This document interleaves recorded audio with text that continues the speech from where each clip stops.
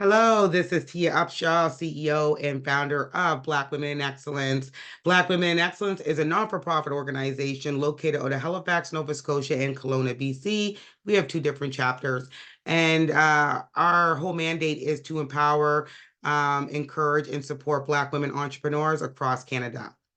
And if you haven't subscribed to our page yet, you're going to want to jump over there and do that. So today we're going to be talking about designing and launching your MVP. Your MVP is your minimal viable product. And I decided to do this video because a lot of women I work with through the organization, through my mentorship I do with women through Scotiabank Initiative, through Rise, through all types of platforms, have a problem and really trouble conducting their minimal viable product, which is your MVP. So I have a few, step-by-step guides, and I'll just go through them briefly with you. So number one, you're going to want to define your goal. Clearly articulate the problem your MVP aims to solve and what you hope to achieve with it. You're going to want to define your target audience and understand their needs and pain points. Step two, identify core features. Determine the essential features that address the problem statement. These features should be minimal yet sufficient to provide value to your users. If there's no value for your users, what's the point, right? Create user stories. So you're going to want to break down the core features in your user stories, which describe the actions users will take and the value they will derive from your product. Step four, design user interface. Develop wireframes or prototypes. Most likely you'll be doing prototypes on your MVPs.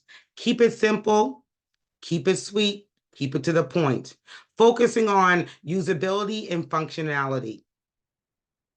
Develop the MVP. This is the fun part. Start building your MVP using the choosing technology. You're going to want to prioritize functionality over perfection, always. You're not going to be perfect in the beginning. And if you try to be perfect, it's going to take away from the development process. Test early. Test early. Once you have a working prototype, conduct usability tests with your target audience.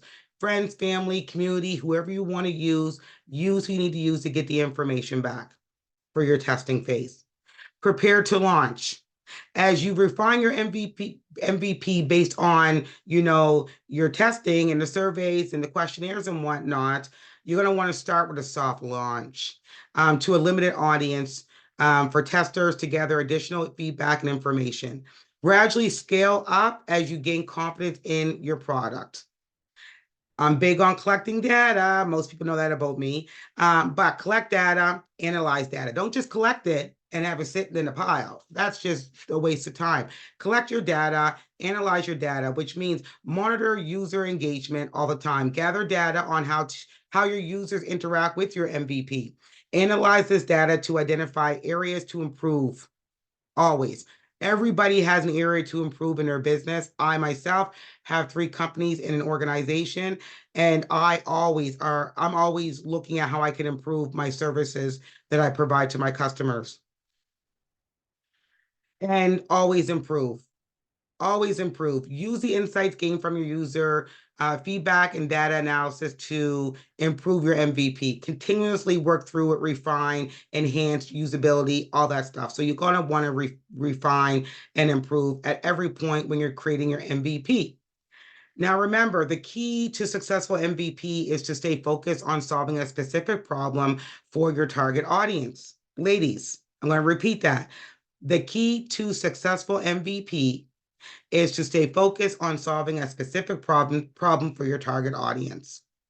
By following these steps and staying agile in your approach, you can design and launch a simple MVP that lays the foundation for your future products and your future success.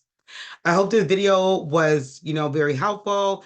If you're looking to get more videos like this, you're going to want to subscribe, jump over to our social media platforms, but always stay in touch with Tia, the CEO of BWIE.